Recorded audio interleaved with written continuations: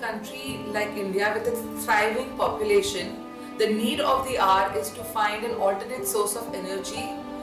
Vehicular pollution is one of the largest polluters in the system and is a great contributor to greenhouse gases causing climate change.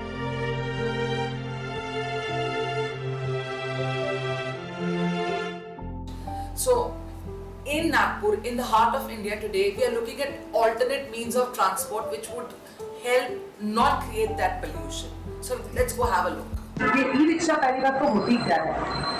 E rickshaw एक electric vehicle है जो battery operated रहता है। Okay. इसमें ना आपका diesel लगना है ना पेट्रोल लगना है, किसी भी प्रकार का कोई ईंधन नहीं लगता है, जिसकी वजह से टोटल पोल्यूशन फ्री रहती है गाड़ियाँ। लेकिन पहले जब मार्केट में नई आई होगी तो थोड़ा तो हिचकिचाहट होती होगी ना कस्टमर्स को? बिल्कुल, नियर अबाउट 10 साल से ई रिक्शा चल रहे हैं नागपुर शहर में और उससे पिकअप लिया है। लोग अभी भी कन्वेंशनल यूज करते हैं कि इसलिए भी लोग आने लग गए हैं। लॉकडाउन में बहुत से लोगों की छोटी छोटी जो नौकरियां थी, बहुत सी कंपनियों ने जो क्रॉस कटिंग की है स्टाफ की, तो अब लोगों के पास में खुद का एक रोजगार आ रहा है। मजदूरी कर रहे थे या फिर किसी के पास जॉब कर रहे थे, 8,000 10,000 में जॉब कर रहे थे, आज कुछ नहीं तो 500 रुपये तो बड़े आराम से कमा लेते हैं पर डे का। अरे वाह, 15,000 तक तो 15,000 रुपये वो खुद का कमा रहे हैं और अपने घर में रोज दिन भर कमा रहे हैं, शाम को घर जा रहे हैं। कॉस्टिंग इसमें बहुत कम बैठती है तो लोग इसको ज़्यादा प्रेफर करते हैं। एक ई रिक्शा में कितने लोग बैठ सकते हैं? इसमें 4+1 की पासिंग रहती है। यानी नॉर्मल रिक्शा से ज्यादा ही इसकी कैपेसिटी है। बिल्कुल। और सिंगल चार्ज करने के लिए कितने घंटे लगते हैं? 7 घंटे। 7 घंटे। हाँ, इसमें 7 घंटे के चार्जिंग पे 8 घंटा चलती है, 100 किलोमीटर चलती है। 100 किलोमीटर चलती है। और यहाँ पे कहीं चार्जिंग स्टेशन भी तो होगा ना? चार्जिंग स्टेशन अभी लग रहे हैं नागपुर में, लेकिन इसका छोटा सा चार्जर रहता है जो कस्टमर अपने घर पे ही लगा लेते हैं। अच्छा, घर पे भी आप चार्जिंग? घर पे ही चार्ज करते हैं। अच्छा, इसका मेंटेनेंस का क्या कॉस्ट पड़ता है अराउंड? मेंटेनेंस जीरो मेंटेनेंस गाड़ी है, बस इसमें बैटरी का ही जो कॉस्टिंग रहता है वो रहता है, और अच्छी बैटरी यूज़ करने पे ये 2 साल आराम से निकालती है। तो यूज़र है जैसे गोडाउन ऑनर हो गए, गोडाउन ऑनर इसीलिए लेते हैं कि अगर उनका ड्राइवर कहीं इसमें डीजल ना चुरा रहा हो, लेकिन इसमें डीजल यूज़ ही नहीं होता है तो चोरी का कोई दिक्कत ही नहीं है। उसके अलावा मेंटेनेंस कुछ भी नहीं है। एक टाटा एस लेने जाए तो 4 से 5 लाख रुपए खर्चा आता है, ये उतने कॉस्ट में 3 गाड़ियाँ आ जाती है। उनका ट्रांसपोर्टिंग और स्पीड में काम होता है। फिजिकली चैलेंज है उनके लिए भी अलग से अल्टर करके दिया जाता है ताकि वो भी अपना रोजगार कर सके। सारी चीजें फिजिकली चैलेंज पीपल उनको भी रोजगार मिलता है। And one very interesting thing is कि अभी इंडिया जैसे पॉपुलेटेड कंट्री के लिए this is a very good option. बहुत ही अच्छा है। ये कम सकरी गलियों में भी चल सकता है, जैसे हमारे इंडिया में बोला जाता है कि सक्रिय गलियां है। बाहर के मुकाबले में काफी छोटी गलियां हैं। हाँ। ये छोटी छोटी गलियों में भी जाते हैं। तो गडकरी साहब के समर्थन अगर रहा तो आने वाले 10 साल में हम डीजल पेट्रोल का नाम भूल चुके रहेंगे। Very good.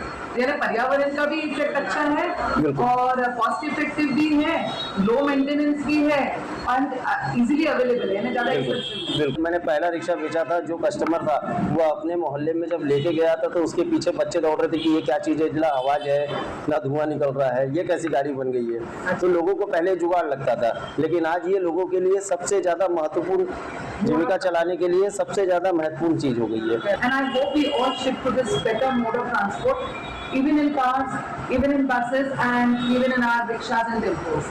Wonderful. हम लोग नागपुर के पास एक इको फ्रेंडली बस है। Considering the population of our country, these buses are the need of the hour. Ganesh ji, आपने कभी पुरानी वाली बसेस चलाई जिसमें पेट्रोल जाता था? हाँ, चलाई। ये तो आपने क्या डिफरेंस महसूस किया है वो बस में और इस बस में? डीजल वाली बसों में एक्चुअली उसमें गियर होता है और ये विदाउट गियर है। इसमें ड्राइविंग स्मूथ है और लोगों को भी बहुत पसंद है। इसमें नो प्रदूषण नहीं है और लोग पसंद करते हैं एसी गाड़ी में बैठ। अच्छा, एसी गाड़ी है लेकिन प्रदूषण कम करती है। हाँ, वो गाड़ी में है ही नहीं, यानी फैसिलिटीज ज्यादा और प्रदूषण कुछ भी नहीं। तो दैट इज अ बोन, क्योंकि बहुत लोग बहुत लंबा सफर करते थक जाते हैं तो उनके लिए ये कंफर्टेबल राइड है। तो एसी से ज्यादा एसी बस में ट्रैवल करते हैं। पर उनको क्या अवेयरनेस है कि ये बस ग्रीन बस है, यानी पेट्रोल पे नहीं चल रही और पोल्यूशन नहीं कर रही? उनको मालूम है ये? सबको मालूम है। यानी अवेयरनेस अभी यहाँ पे लोगों में भी है। नागपुर में कम से कम 250-250 बसेस होंगी चल रही है। How nice. और लोगों के लिए भी अच्छा है, एनवायरनमेंट के लिए भी अच्छा है, तो ये विन विन सिचुएशन है। पेट्रोल गाड़ी तो ज्यादा से ज्यादा बंद होने वाली है अभी। तो एसटी महामंडल में भी इलेक्ट्रिक गाड़ी चालू हो रही है। ओह, तो यानी दूर दूर तक जा सकती है? दूर तक नहीं जाएंगी, कम से कम 150 किलोमीटर का सफर तय करेंगे। अच्छा, वाह। 150 गाड़ी आ गई है अभी। देखिए स्टार्ट होने के बाद तो इसको चार्जिंग कब करते हैं फिर? इसको चार्जिंग नाइट में चार्जिंग होती है। अच्छा, ओवरनाइट फिर पूरा दिन चलती है? नहीं, पूरा दिन नहीं, ये 8 आवर चलती है। मॉर्निंग में 5 o'clock निकलती है और 12 o'clock फाइटिंग हो जाती है इसकी। ओके, उसके बाद में इसकी चार्जिंग फिर से होती है। फिर इवनिंग में निकलती है? फिर इवनिंग में निकलती है, फिर नाइट में फिर से चार्जिंग। अच्छा, तो 24 आवर्स में 2 बार चार्जिंग होता है। आज इंडिया के जो आउटस्कर्ट्स है, जैसे सिटीज के आउटस्कर्ट्स है इंडिया बढ़ती, these buses encourage people to travel in public transport. तो ये तो बहुत अच्छा है हमारे कंट्री के लिए भी और हमारे कंट्री के लोगों के लिए भी। इतनी अच्छी हमारे कंट्री में पॉपुलेशन है और पॉपुलेशन के लिए ये जो एक सर्विस है या एक सेवा है वो उनके एनवायरनमेंट के लिए भी अच्छा है। While we have the non-renewable source of electricity, source of energy in the conventional methods, like for example the thermal power plants, but they are not very good because first of all you're using up the coal, which is a resource, and we may run out of that. Secondly, it creates a lot of pollution and health issue for all the people living around the power plant. So why not switch to an alternate source of energy, a renewable source of energy in the form of solar panels and solar power plants. तो actually आप कुछ बता सकते हैं इस particular solar panels या solar field के बारे में? यहाँ पे सोलर पैनल इसलिए लगाया अपन ने क्योंकि इससे बिजली की अपने को बचत होती है। राइट। और यहाँ से अपन सब स्टेशन को ट्रांसफ़र करते हैं और जो भी दिक्कत आती है कि मतलब पहले बिजली चली जाती थी, लोगों के घर में प्रॉब्लम्स आती थी कि लाइन नहीं होती थी उनके लिए, राइट। तो अपन ये इससे 24 घंटे उनको बिजली पुरा सकते हैं। ये 24 आवर्स चल सकता है?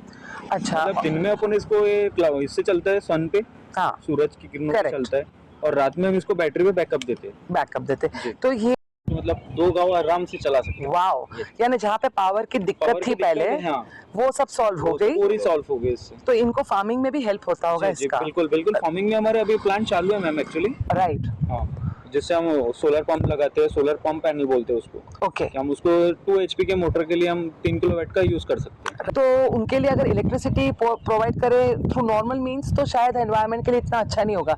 तो ये जो इनिशिएटिव है ये बहुत ही अच्छा है, और यूजफुल है। यूजफुल है। अच्छा, इससे कोई साइड इफेक्ट नहीं है अपने को। राइट, साइड इफेक्ट नहीं है। और इसका मेंटेनेंस भी जीरो मेंटेनेंस है। जीरो मेंटेनेंस जैसे?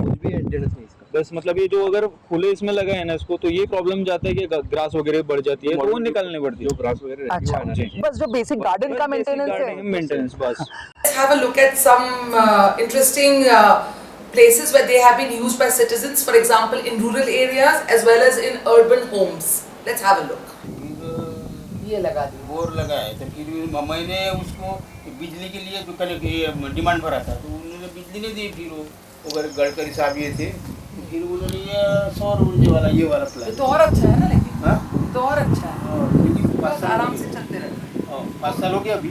5 साल हो गए और बिजली का बिल भी तो आपको भरना नहीं पड़ता है ना, वो सब फायदा है। सिर्फ 1 साल में 20,000 रुपये आ रहा पूरे खेती बाड़ी के लिए। लेकिन इसके कारण थोड़ा पैसा आपका बच रहा है और इसको मेंटेन नहीं करना है। 5 साल से ऐसे ही चल रहा है। उन्होंने डाल दिया फिर मोटर। अच्छा, उन्होंने ही डाल दी तो आपको काफ़ी हेल्प मिली होगी ना वैसे। तोड़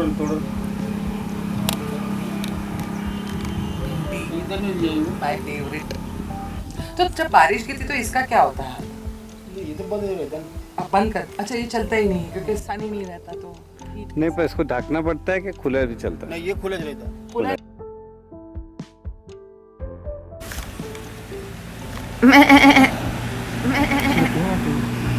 Coming back to India, the major source of energy would always be solar energy, which we have not exploited as it should be. We are trying out our best. We are still in the process of changing.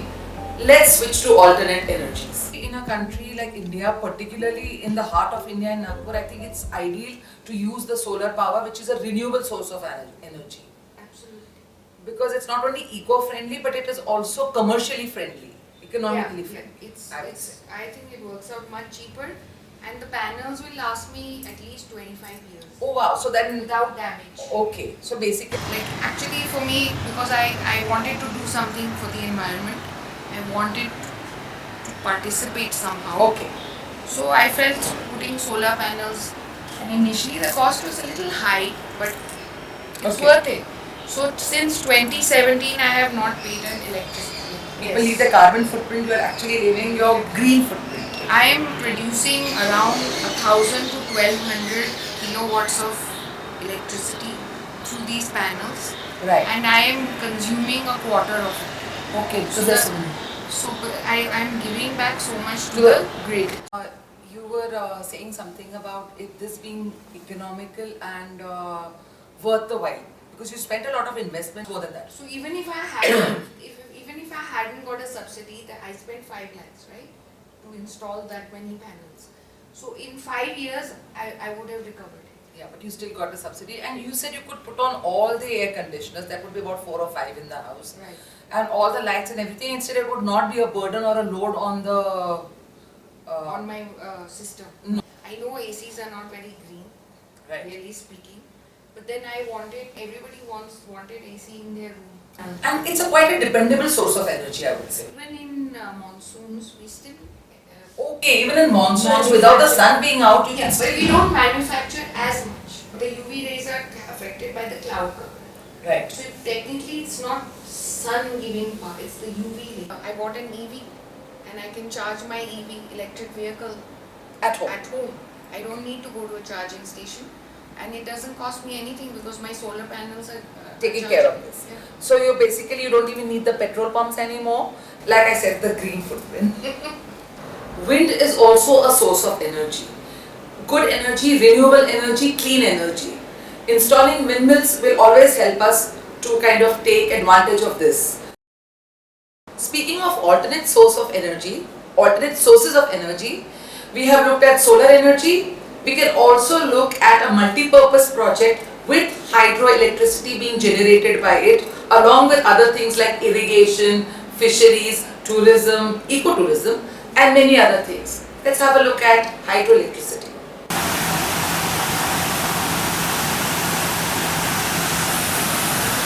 So now we are at a multi-purpose dam. They have created a multi-purpose project to help generate hydroelectricity for people in an eco-friendly way, and this project was taken up not today, not yesterday, but 1975. So that was the foresight given that electricity would be the need of the hour. Fisheries, helping us with tourism, helping us with a variety of other things, including irrigation. So this water going downstream not only generates hydroelectricity, but it can be used for irrigation purposes. So slowly and steadily and surely, our country India is moving towards a greener alternative. We are moving towards renewable sources for finding our energy requirement, to meet our energy requirement for our growing population. And we are looking forward to a healthier, greener future for all our Indian citizens, especially when it comes to vehicles or the electricity that we consume in our homes. Government is encouraging this initiative, but it is up to citizens like us to take matters in our hand and actually go ahead with the alternate source of energy. Switch it on.